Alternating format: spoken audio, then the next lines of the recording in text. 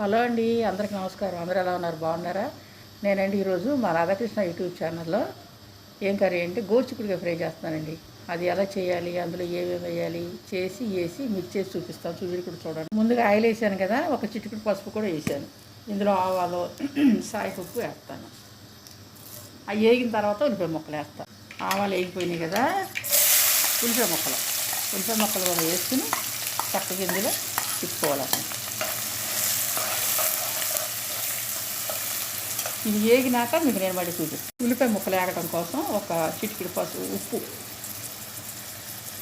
ఉల్లిపాయ ముక్కలు అందులో వేసాను కదా, వేగుతున్నాయి. గోరుచిక్కుడుకాయ ముక్కలండి చిన్నగా కట్ చేసుకుని ఉడకబెట్టుకోవాలి. మనకి చక్కగా ఇలా మ్యాష్ అయిపోయేదా ఉడకబెట్టేసుకుంటే అప్పుడు తాలింపులో వేసుకున్నా మనకు చాలా రుచిగా టేస్టీగా తయారవుతుంది. ఉల్లిపాయ ముక్కలు వేగినాయి కదా, ఇప్పుడు ఏం చేస్తానంటే గోరుచిక్కుడుకాయ ముక్కలు ఆల్రెడీ ఉడకబెట్టేసుకున్నానుగా ఇందులో వేసేసుకుని తిప్పుకోవాలన్నమాట.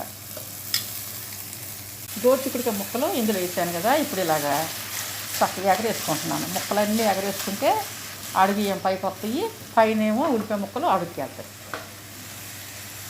ఇప్పుడు కారం వేసుకుందామండి. కారం వేసుకుని చక్కగా ఇంకా మగ్గించుకుందాం. కారం వేసాను కదా, ఇప్పుడు బాగా తిప్పుతాను అనమాట. తిప్పి మగ్గించుకుందాం. కారం వేసుకుని చక్కగా తిప్పేసుకున్నాను. ఉప్పు అయితే సరిపోయింది. ఇంకా దీన్ని కొత్తిమీర జల్లుకుని మగ్గించుకోవడమే.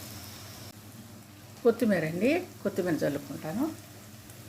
కొత్తిమీర వేస్తే బాగుంటుంది కదా, అది జల్లాను కదా. ఇప్పుడు తిప్పేసుకుంటాను. కలిసిపోతుంది అంతా కూడాను. గోరుచిక్కుడుకాయ ఫ్రై రెడీ అయిపోయిందండి. కొత్తిమీర కూడా జల్లాను, కొంచెం మసాలా కూడా వేసాను. అయితే ఈరోజు ఈ వీడియో గోరుచిక్కుడుకాయ ఫ్రై చేశాను కదా, మీ అందరూ చూపించాను కదా. ఇక వీడియో ఆపేస్తానండి. ఇదిగో చూడండి, దగ్గరగా వీడియో ఆపేస్తాను. రేపు మళ్ళీ ఇంకొక వీడియోతో కలుసుకుందాం. చూసారా, గోరుచిక్కుడుకాయ ఫ్రై చేశానండి.